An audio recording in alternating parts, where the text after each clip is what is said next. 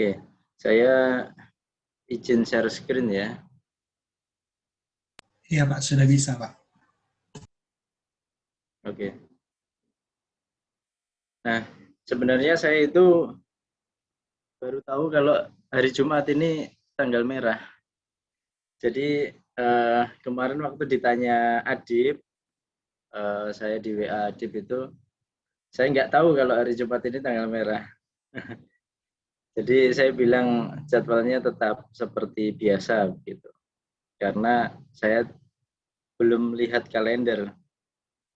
Nah, itu. Jadi mungkin adik-adik sekalian, saya ucapkan terima kasih sudah meluangkan waktu liburnya, dan ini nanti insya Allah tidak terlalu panjang lah, singkat saja, mungkin 40 atau 45 menit lah kita lakukan perkuliahan. Yang jelas materinya semua tersampaikan dan insya Allah nanti akan saya padatkan materinya. Jadi tidak akan mengurangi konteks ataupun pengetahuan yang harusnya disampaikan gitu.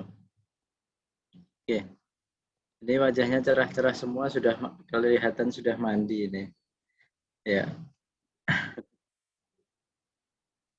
Oke, kemudian pesertanya ada 20 ya, satu kelas ada 20 orang. Sepertinya ada yang belum join Pak, mungkin terkendala sinyal juga. Oke, saya minta tolong Mas Adib untuk segera WA karena nanti di akhir perkuliahan akan saya share screen barcode-nya. Barcode untuk ngisi siakat ya. Kemudian untuk jadwalnya kita buat hari Jumat atau kita buat hari lain karena hari Jumat ini tanggal merah. Kita buat hari lain gitu ya.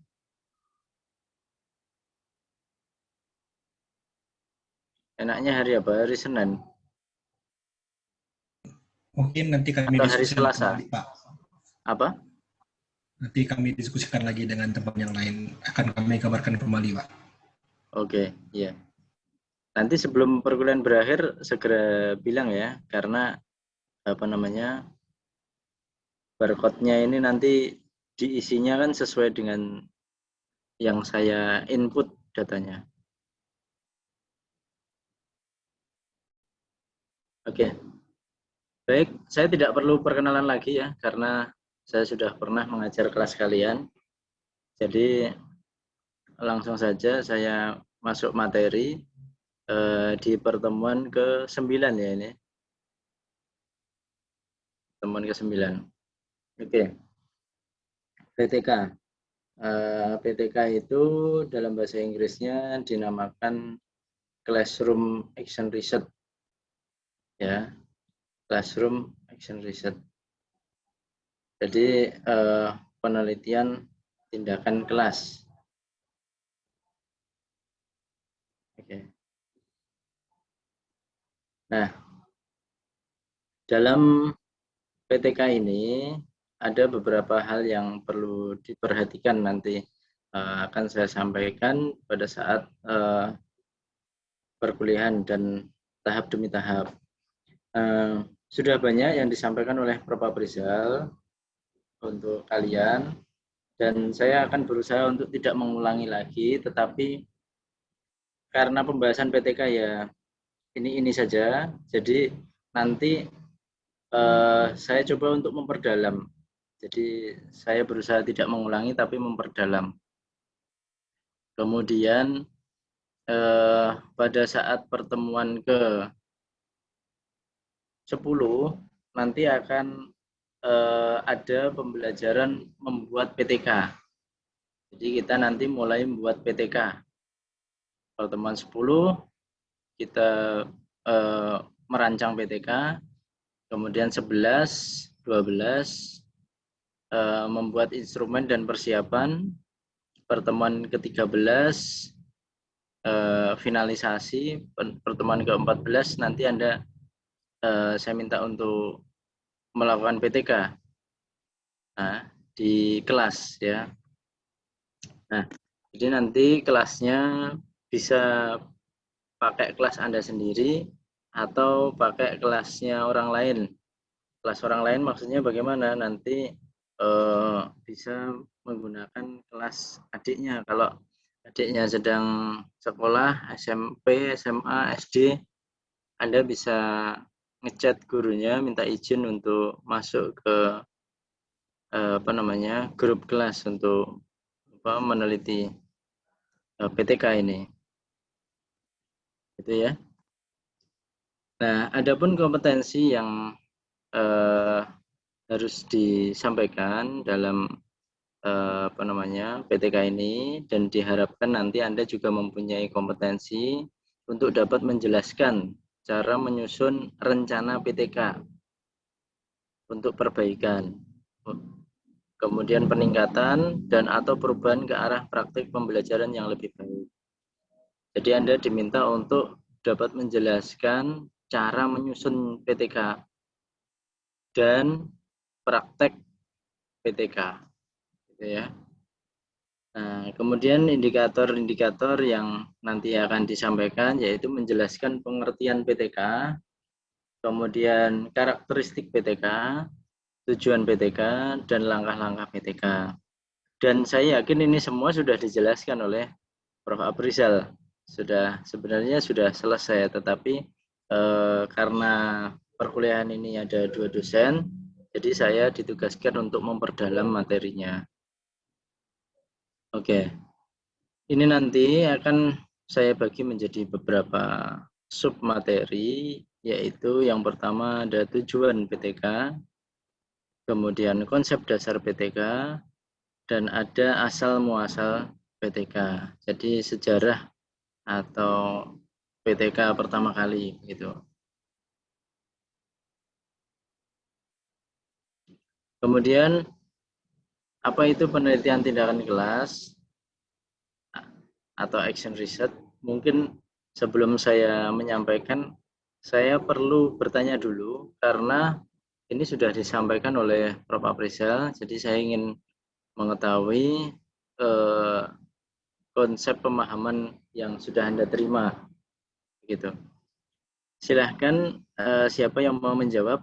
Ini ada pertanyaan, apa itu penelitian tindakan kelas atau classroom action research? Bagi nanti yang mau menjawab ya dan bertanya itu diberi poin ya. Jadi saya minta tolong sekretaris kelasnya siapa ya? Sekretaris kelasnya siapa ya? Febiola, Pak. Febiola. Mana Febiola? Ya, saya minta Febiola. Ini Febiola Wardani ini ya. Saya minta tolong untuk mencatat semua temannya yang menjawab dan bertanya ya. Oke. Silakan. Siapa yang mau menjawab ini?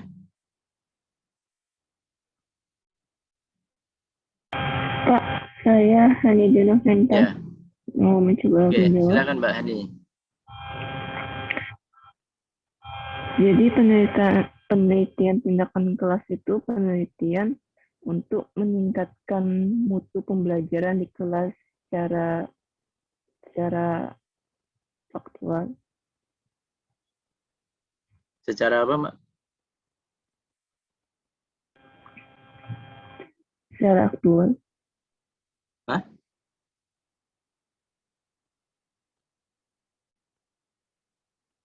Jangan tergesa-gesa mute mikrofonnya. Di unmute dulu. Secara aktual, Pak. Benar-benar terjadi. Oke, baik, terima kasih. Menurut Mbak Hani, PTK ini adalah penelitian untuk perbaikan pembelajaran secara aktual ya. Mungkin ada lagi yang lain? Saya, Pak. Silakan. Nah, saya mencoba menjawab, Pak, di mana penelitian tindakan kelas ini merupakan suatu bentuk penelitian yang bersifat relektif dengan melakukan tindakan tertentu agar dapat memperbaiki atau meningkatkan praktik pembelajaran kelas secara lebih profesional. Terima kasih, Coba Pak. diulangi sekali lagi, Mbak. Penelitian tindakan kelas merupakan suatu bentuk penelitian yang bersifat relektif dengan melakukan tindakan tertentu agar dapat memperbaiki atau meningkatkan pembelajaran di kelas secara lebih profesional. Baik, bagus sekali. Jadi intinya adalah suatu tindakan reflektif untuk menghasilkan pembelajaran yang lebih baik, ya, untuk meningkatkan kualitas pembelajaran. Oke, ada lagi? Silakan. Terima kasih Mbak Sri Wahyuni atas jawabannya. Ada lagi? Yang lainnya? Saya, Pak. Ya, silakan. Kalau PTK itu merupakan karakteristik yang bersifat kolaboratif. Artinya suatu upaya yang dapat meningkatkan proses pembelajaran dan hasil belajar, di mana tidak dapat hanya dilakukan oleh dosen sendiri, tetapi harus dilakukan bersama dengan guru, siswa, dan kepala sekolahnya, Pak. Oke, terima kasih Mbak Nailul. Jadi suatu penelitian yang kolaboratif gitu ya, harus dilakukan bersama-sama. Oke. Baik, ada lagi yang mau menjawab? Masih saya beri kesempatan. Yang lainnya? Azahra?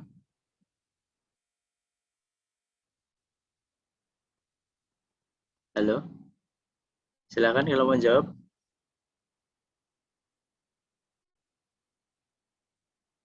Ada lagi? Mungkin yang lain? Tolong kameranya semua diaktifkan ya. Ovi, Mutia, Dwi Febri.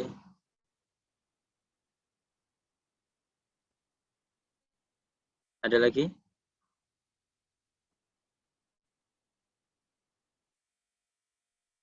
Yang lainnya? Lala, Isma, Azahra, Isma, Pak. Nova. Ya, silakan Isma. Menurut saya, PTK adalah upaya yang dilakukan oleh guru untuk meningkatkan mutu dan kualitas dari suatu pembelajaran. Baik, yang dilakukan untuk meningkatkan mutu suatu pembelajaran. Oke, baik, cukup ya untuk definisi PTK ini. Kemudian ada lagi yang mau menjawab, siapa yang berkewajiban melakukan PTK ini? Siapa yang berkewajiban melakukan PTK?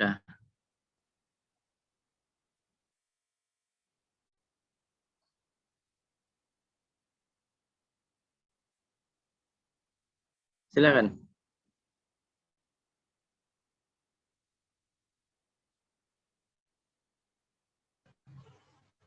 Saya, Pak.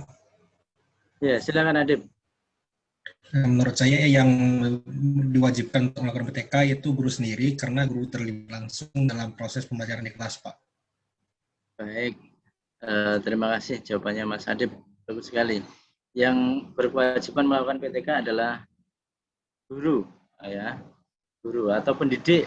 Ya, kalau dosen ngajar di kelas di kampus, yaitu ya yang berkewajiban ya dosennya itu. Ya, jadi seorang pendidik yang menyampaikan materi itu yang berkewajiban menyampaikan yang melakukan PTK.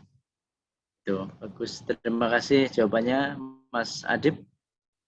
Tolong kameranya diaktifkan ya, Suci Sri, Sarimawadah, Nailul, Dwi Febri. Kemudian tadi ada banyak lagi, ada yang kayaknya keluar dari Zoom. Siapa? Rinanita. Terus siapa lagi tadi? Ada ya namanya Rinanita tadi ya, kalau nggak salah. Ria, Pak. Rianita, Pak. Rianita ya, iya. keluar dari Zoom tadi. Coba tolong di chat. Oke. Kemudian ada lagi tadi siapa satu lagi? Nah, baik.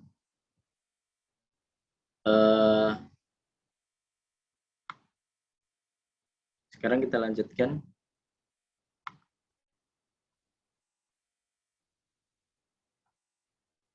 Jadi PTK itu sendiri adalah penelitian praktis yang dilakukan oleh guru, ya, atau praktisi. Jadi boleh guru, boleh praktisi, yang bertujuan untuk memperbaiki pembelajaran di kelas. Jadi, Pak, saya kan bukan atau belum jadi guru. Kalau nanti ditugaskan untuk melakukan PTK, apakah boleh, Pak? Boleh, karena PTK ini adalah penelitian praktis yang dilakukan oleh guru atau praktisi. Nah, Anda termasuk seorang praktisi, jadi peneliti.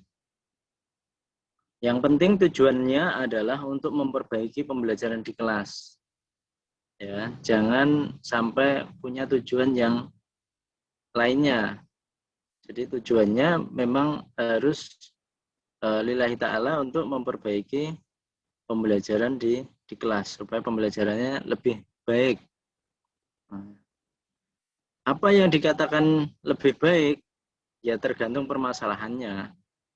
Jadi PTK itu dilakukan dengan dasar adanya permasalahan. Ketika ada permasalahan, disitulah diwajibkan untuk melakukan penelitian. Ya.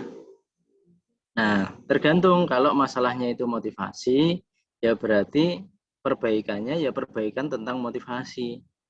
Jangan perbaikan tentang hal lain, misalkan perbaikan keterampilan dan lain sebagainya. Itu nanti keliru. Jadi penelitian itu dilakukan atas dasar adanya masalah. Ibaratnya kalau ada seseorang yang sakit, itu dilakukan observasi oleh dokter, kemudian diberi obat. Nah, kalau sakitnya itu sakit panu, ya jangan diberi obat mah. Nah, nanti ya nggak sembuh sakit panunya. Ya, sama dengan ketika di kelas ada permasalahan motivasi, jangan diberi obat keterampilan atau obat yang lain. Ya, itu nanti nggak ketemu. Ya, nggak akan terselesaikan. Gitu. Nah, Pak, apakah pembelajarannya harus di kelas? Ya, harus di kelas. Tetapi kelasnya di sini artiannya adalah umum, bukan kelas ruangan, bukan kelas gedung. Contohnya bagaimana, Pak? Contohnya seorang guru olahraga ketika mengajar di lapangan, mengajar materi sepak bola, kan penelitian bisa dilakukan penelitian tindakan kelas? Enggak, bisa. Nah, terus tempat penelitiannya di mana? Ya di lapangan itu. Lapangan itu namanya kelas. Jadi lapangan itu tetap namanya kelas. Enggak harus ketika pembelajaran olahraga di lapangan sepak bola, kemudian ada masalah, kemudian diajak dulu ke kelas, ke ruangan, enggak seperti itu. Tetapi tetap penelitiannya dilakukan di lapangan itu, karena lapangan itu sudah dinamakan kelas. Bisa dimengerti ya? Sama halnya ketika Anda nanti melakukan pembelajaran di lapangan, di halaman sekolahan. Boleh enggak ketika ada terjadi permasalahan di halaman sekolahan itu, kemudian dilakukan PTK di situ, boleh enggak? Boleh sekali, sangat boleh. Karena halaman sekolahan itu juga dinamakan kelas. Jadi kelas di sini bukan berarti ruangan ya, bukan berarti ruangan yang ada temboknya, yang ada meja kursinya, bukan seperti itu. Tetapi ruangan di sini adalah dalam artian yang lebih luas. Kelas di sini dalam artian yang lebih luas, bukan hanya ruangan. Begitu. Bisa dimengerti ya? Bisa. Nah, ini pengertian. Baik, saya lanjutkan. Pengertian PTK ini adalah proses untuk perbaikan. Jadi PTK itu ya proses untuk memperbaiki. Proses untuk meningkatkan. Meningkatkan apa? Ya meningkatkan yang kurang-kurang tadi. Kemudian harus ada perubahan pembelajaran ke arah yang lebih baik. Itu ciri khas PTK. Kalau tidak ada perubahan ke arah yang lebih baik, berarti PTK-nya dikatakan tidak berhasil atau PTK-nya gagal. Bisa diasumsikan seorang dokter ketika menangani pasiennya diberi penanganan atau diberi obat, pasiennya nggak sembuh-sembuh, berarti proses penanganannya itu bisa dikatakan tidak berhasil. Ya. Nah, proses tidak berhasil itu banyak faktor. Ada karena dokter tersebut salah mendiagnosa. Salah mendiagnosa. Nah, begitu pula dengan seorang peneliti atau guru. Ketika mau melakukan PTK, dia harus mendiagnosa permasalahan yang ada di kelas tersebut. Jangan sampai dia juga salah mendiagnosa. Kalau nanti salah diagnosanya, salah mendeskripsikan permasalahannya, nanti obat yang diberikan juga keliru, nggak tepat, itu. Ya, jadi langkah pertama itu harus benar. Ketika menganalisis, ketika mendiagnosa itu harus benar. Untuk apa? Agar tujuan pembelajarannya dapat tercapai secara optimal. Agar tujuan pembelajarannya dapat tercapai secara optimal. Itu. Nah, sekarang kembali lagi, apa yang harus diperbaiki dan kenapa harus diperbaiki? Karena ada permasalahan. Nah, permasalahan itu tandanya apa? Ibaratnya kalau orang bilang, oh orang ini sakit. Nah, sakit itu tandanya apa? Contohnya nafsu makannya berkurang. Kemudian tatapan matanya tidak bisa jelas, kemudian wajahnya pucat, dia lemas, badannya gemetar, keluar keringat dingin dan lain sebagainya. Itu kan ada ciri khasnya, ada ciri khas orang sakit. Nah, ciri khas ada permasalahan apa? Nah, permasalahan di sini ada banyak. Ada permasalahan tentang nilai. Kalau permasalahan tentang nilai, gampang, kelihatan. Kelihatannya bagaimana? Kelihatannya ketika seorang guru itu sudah menentukan KKM, tahu KKM ya? Ya, kriteria ketuntasan minimal, atau kalau di perkuliahan namanya passing grade. Ya, ada passing grade. Nah, kalau sudah ditentukan passing grade-nya, misalkan passing grade pelajaran biologi itu 80, berarti kalau nilainya siswa itu di bawah 80, dikatakan tuntas atau belum tuntas?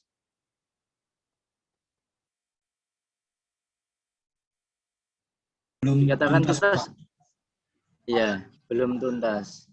Jadi ketika nilainya di bawah 80, berarti dikatakan belum tuntas. Nah, kemudian dihitung lagi yang belum tuntas berapa orang. Apakah sebagian besar atau sebagian kecil? Itu kalau permasalahan nilai. Kalau permasalahan, ada lagi permasalahan afektif. Permasalahan afektif, sikap. Sikap itu kan ada banyak, ada sopan santun, ada attitude, ada motivasi dan lain sebagainya ya. Itu sikap. Permasalahan pemfokusan pembelajaran, dia fokus apa tidak. Nah, itu juga ada kriterianya. Kriterianya dari mana? Kriterianya dari mana? Dari silabus. Ya, di silabus itu kan ada KI, kompetensi inti. Kompetensi inti kan ada 4. Ada KI 1, KI 2, KI 3, dan KI 4. Ini suara siapa yang menggema? Suara saya? Oke. Jadi KI, kompetensi inti ini kan ada 4.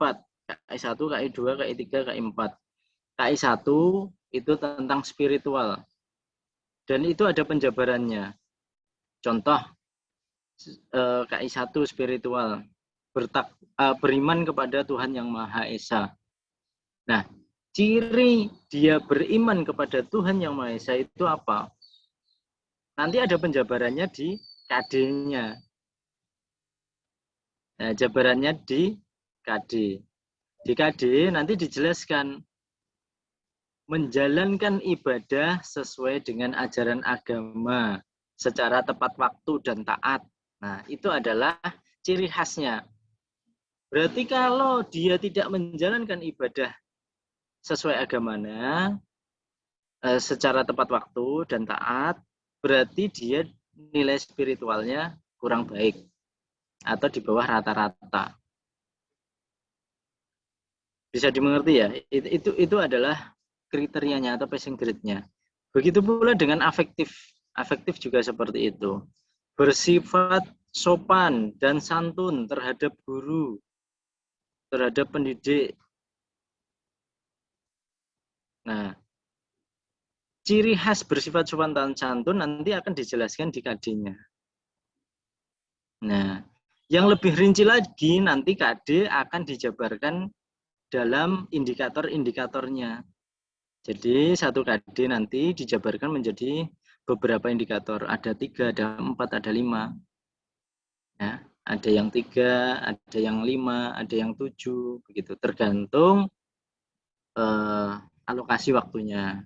Kalau alokasi waktunya itu banyak, penjabaran menjadi indikatornya juga lebih banyak. Gitu. Oke, dari sini ada yang mau ditanyakan dulu? Biar nggak ngantuk. Silakan.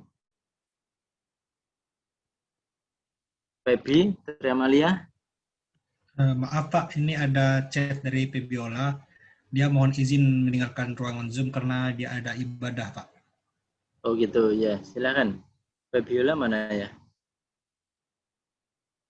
Ya, nggak apa-apa.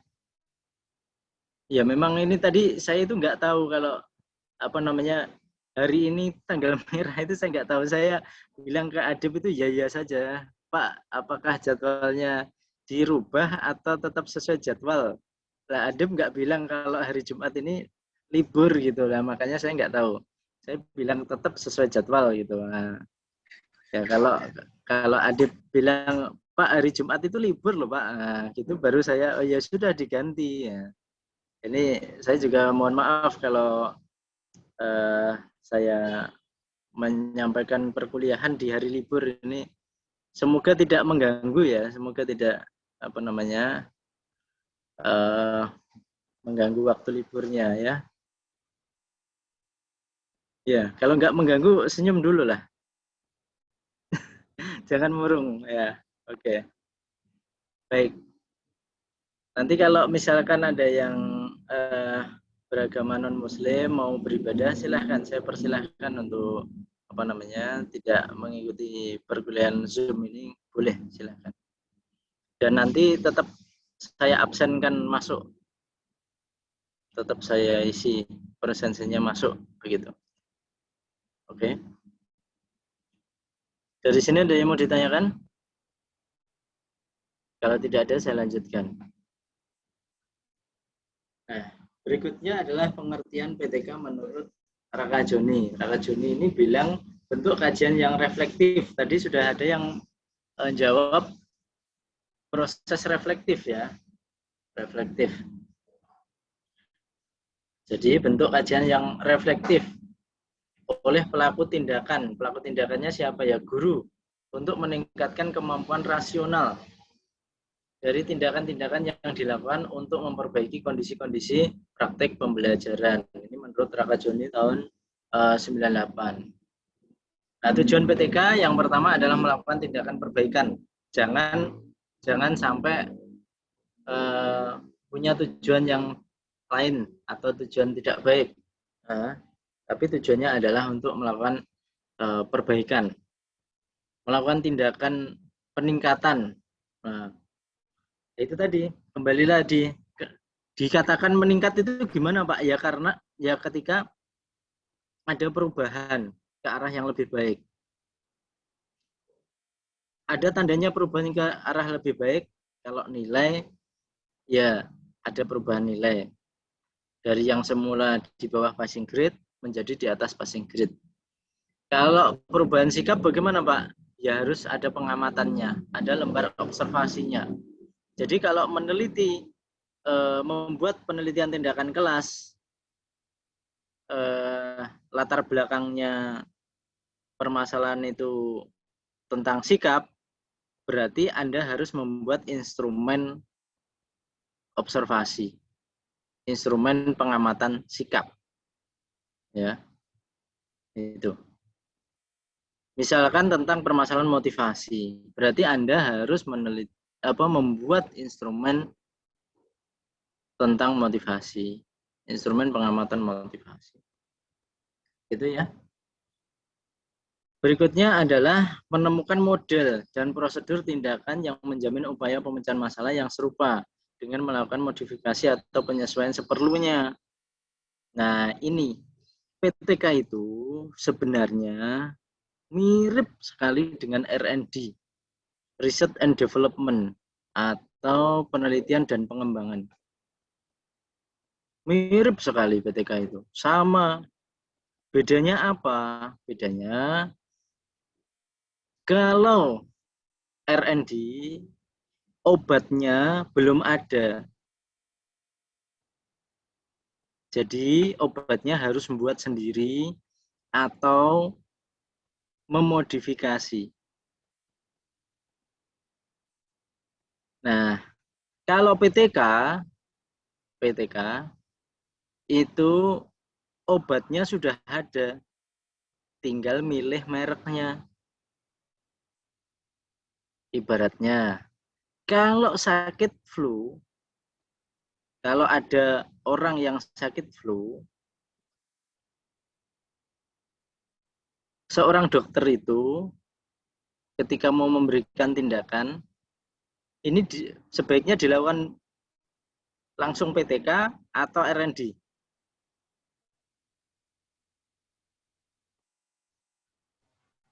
Di PTK dulu, Pak. Baik. Nah, jadi dilakukanlah PTK. Kenapa? Karena sakit flu itu penyakit yang sudah lama ada dan obatnya sudah ada.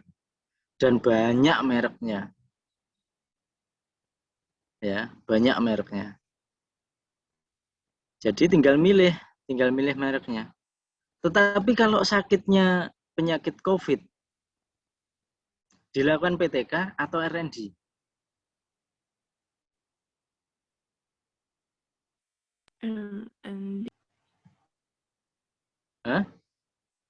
R&D.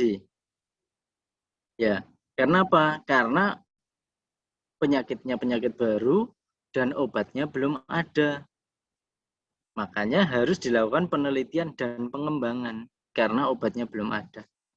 Sedangkan kalau obatnya sudah ada, nggak perlulah dilakukan R&D. Bikin capek. R&D itu lama. Nah, jadi cukup dilakukan PTK karena obatnya sudah ada. Pak, obatnya menurut saya kurang cocok, Pak. Ya silahkan kalau mau modifikasi, boleh. Dilakukan penyesuaian, boleh. Tetapi seperlunya saja. Jangan dirombak total. Dilakukan seperlunya saja. Bisa dimengerti ya? Bisa, Pak. Oke. Jadi aslinya PTK ini mirip. Kok bisa mirip, Pak, dengan R&D? Ya, karena dia diawali selalu dengan analisis. Jadi PTK dan R&D itu sama-sama diawali dengan analisis. Habis analisis, mesti dilakukan define, pendefinisian permasalahan. Setelah itu selalu dilakukan desain, pendesainan, ya, perencanaan alur penelitiannya, desain. Nah, yang beda adalah develop. Kalau R&D itu menggunakan develop atau pengembangan, development ya. Sedangkan kalau PTK langsung implementation, langsung implementasi. Sedangkan R&D habis dilakukan develop baru implementation. Karena obatnya belum ada, jadi develop dulu. Nah, kalau PTK langsung choice, memilih. Ya, langsung memilih obatnya. Setelah memilih obatnya langsung dilakukan implementation. Bedanya itu. Kalau R&D develop, kalau PTK choose, memilih. Begitu ya. Sudah paham sekarang?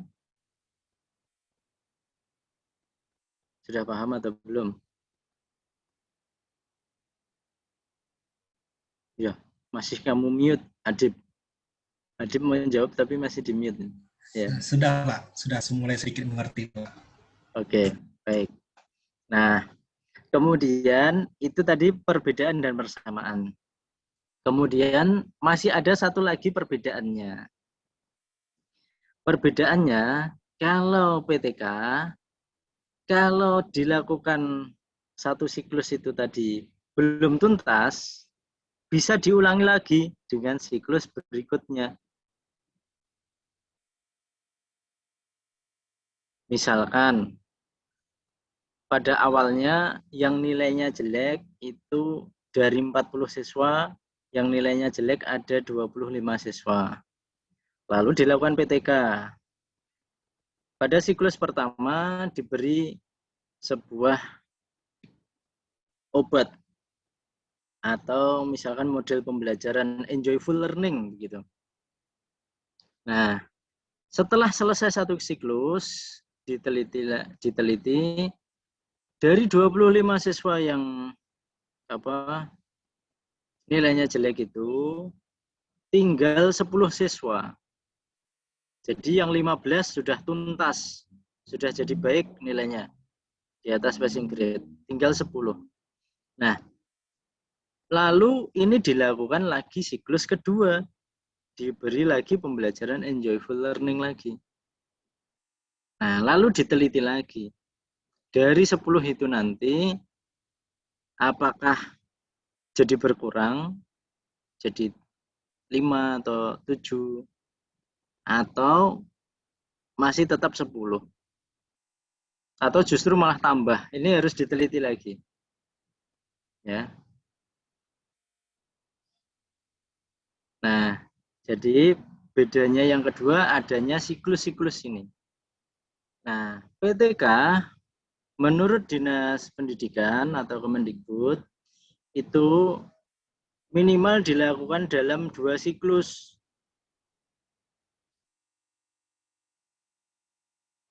Dalam penulisan karya tulis atau penulisan PTK, laporan PTK itu sebaiknya dilakukan dalam 2 siklus. Untuk apa?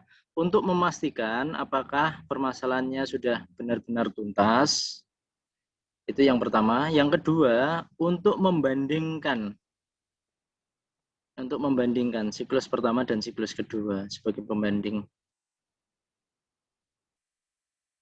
Nah, sebenarnya PTK itu sebenarnya kalau tidak tertulis dilakukan dalam 1 kali siklus saja boleh. Kalau Anda mau meneliti PTK, melakukan PTK tapi tidak dibuat laporan, itu boleh 1 kali siklus. Ya. Kalau sudah tuntas ya sudah. Tetapi kalau dibuat laporan, memang anjurannya 2 kali siklus. Pak, PTK yang baik itu berapa siklus? Pertanyaannya, saya kembalikan. PTK yang baik itu berapa siklus? Siapa yang mau jawab? Pak, izin menjawab. Ya, silakan Hanidio. PTK yang baik itu minimal dilakukan 2 kali siklus, Pak. Oke.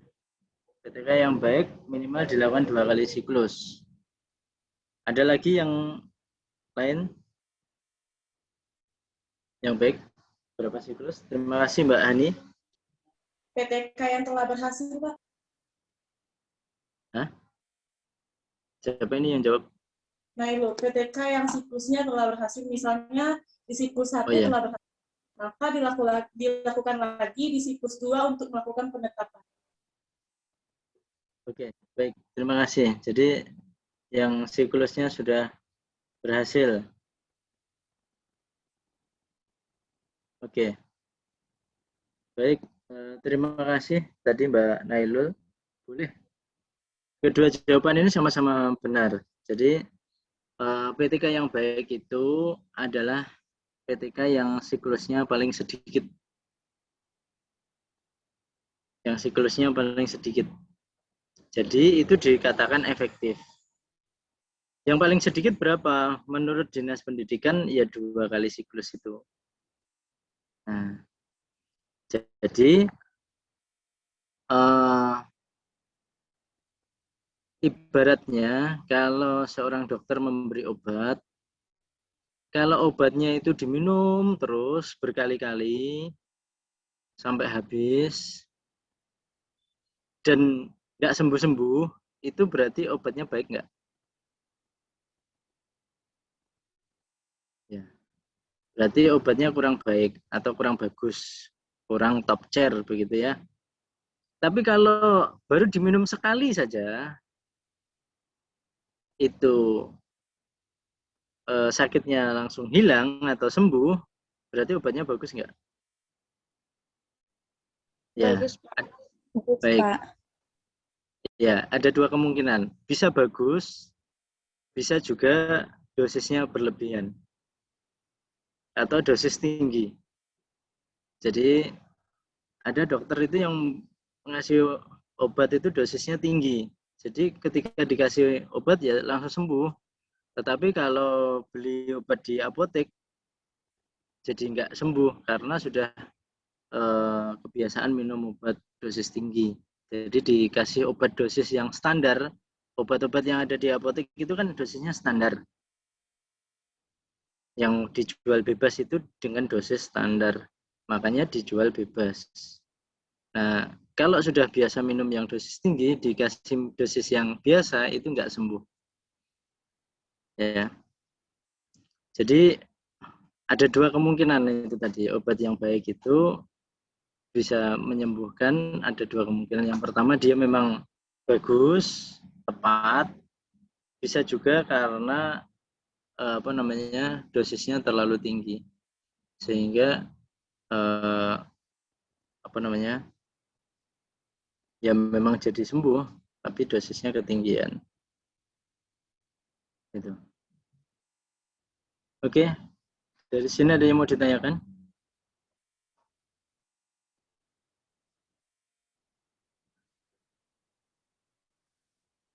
Ini ada 19 ya. Kok lama-lama jadi berkurang ya? Tadi 22, 21, 20, 19. Dan yang izin cuma 1 ini. Kemana ini? Yang non-muslim ada beberapa Pak yang mungkin sepertinya ibadah juga. Oh gitu. Oke. Baik, ada yang mau ditanyakan? Kalau tidak ada, saya setting ini dulu ya. Siakat untuk presensi.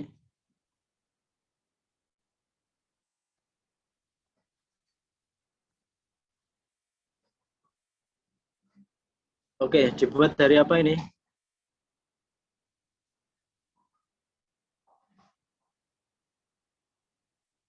Dibuat dari apa ini Mas Adib? Hari ini bisa Pak. Sesuai jadwalnya mungkin juga masih sempat untuk teman-teman yang lain scan. Oke, tapi nanti melanggar nggak? Karena ini tanggal merah ini Mas. Melanggar nggak?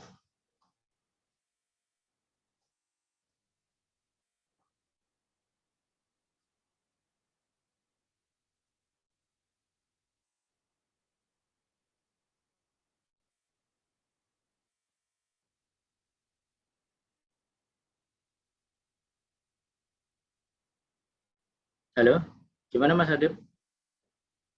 Sepertinya tidak apa-apa Pak. Tidak apa-apa ya.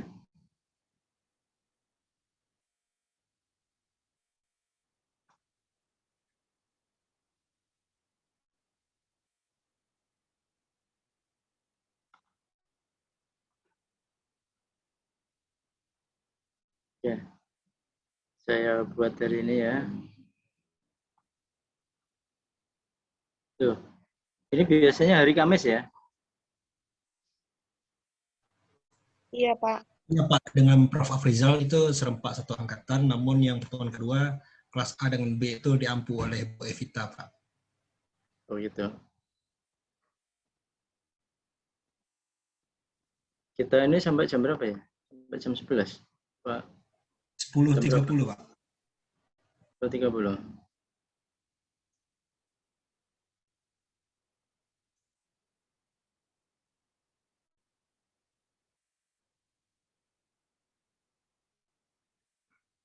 Kelas rek apa ini?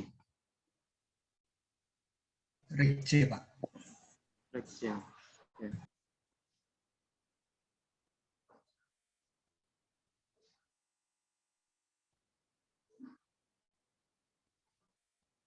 Oke, saya share screen ya.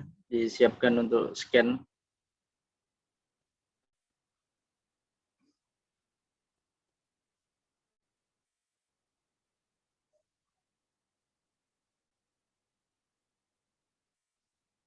Silakan bisa di scan.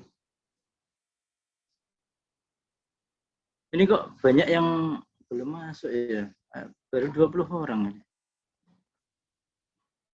Yang lainnya kemana ini? Siapa tadi yang saya bilang tadi? Ria. Mana Ria? Nggak ada masuk lagi.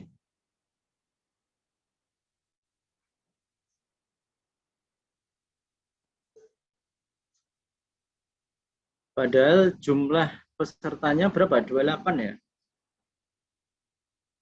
Jumlah pesertanya 28, tapi yang masuk cuma segini. Tolong barcode ini jangan disebar ya. Jangan dikirim di grup supaya nanti apa namanya?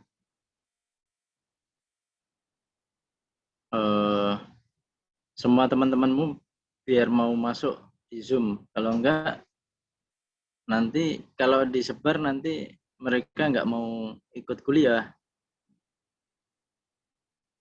Cuma absen aja.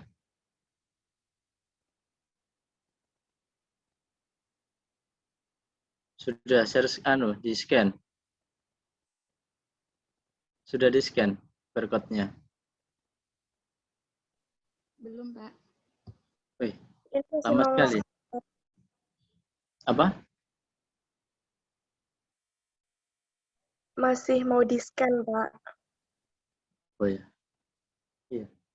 Oke.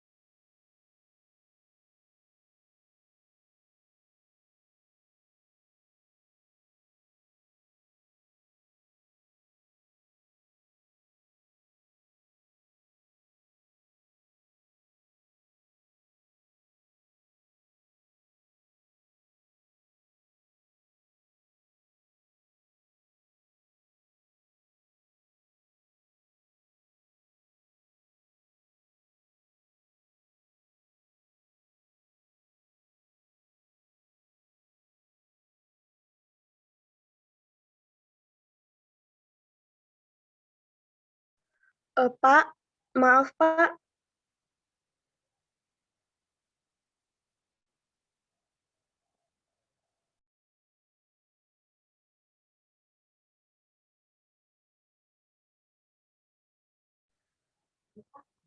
Halo Pak.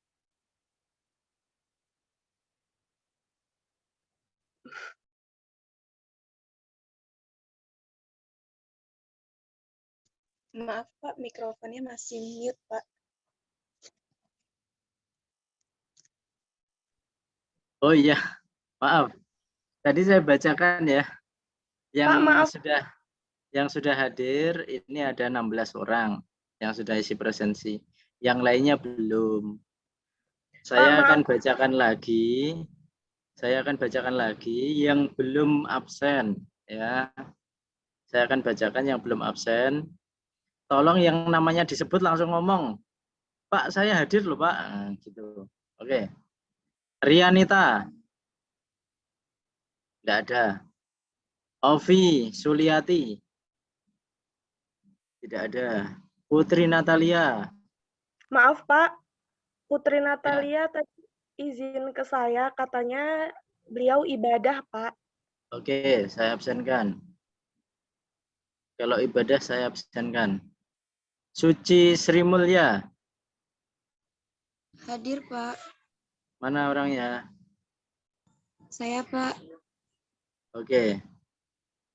Suci Sri Mulya. Ini kelihatan ini, share screen saya. Kelihatan Pak. Lihat, Pak. Oke. Kemudian Meli Hartati Gultom. Meli ibadah, Pak, sama ada keluarganya yang meninggal, Pak. Dia izin tadi, Pak. Oh ya, innalillahi wa inna ilaihi raji'un. Tolong disampaikan saya ikut berduka cita. Iya, Pak. Yang meninggal siapa ya? Sepupunya, Pak. Iya. Berikutnya Febiola Wardani Sarage. Febiola izin ibadah, Pak. Oke, saya absenkan. Puji Rizky Widyaningsih. Hadir, Pak. Oke. Berikutnya Sari Mawadah. Sinyal Sari gangguan, Pak, katanya, Pak. Tadi masuk nggak? Ada dia di Zoom, Pak. Cuman suara Bapak macet-macet. Terus dia keluar. Ada Pak Sari di Zoom, Pak. Oke. Berikutnya Ani Syahriani. Hadir, Pak. Oke. Saya charger dulu. Baterainya mau habis.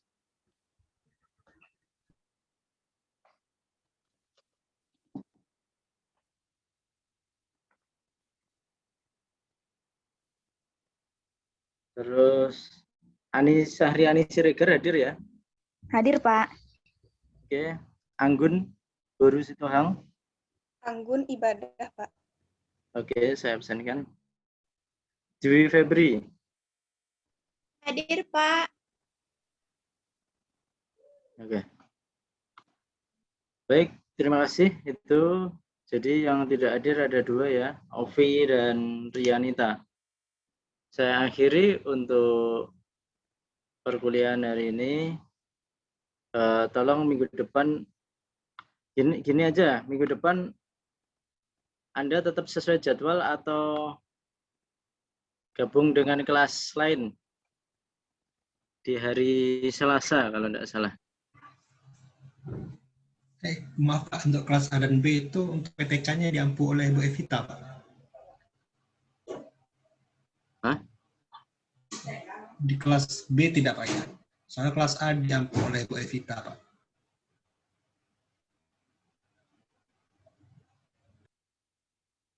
Bentar.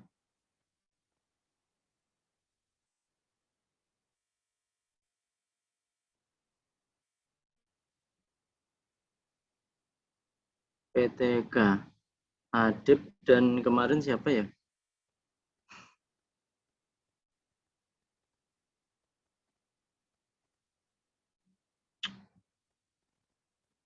Bentar, saya cari dulu.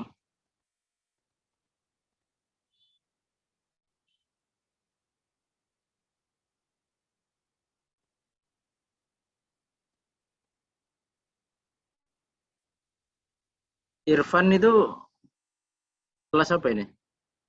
Kelas B, Pak. B. Ah. Ini Irfan itu hari Selasa jam 4 sampai jam 5.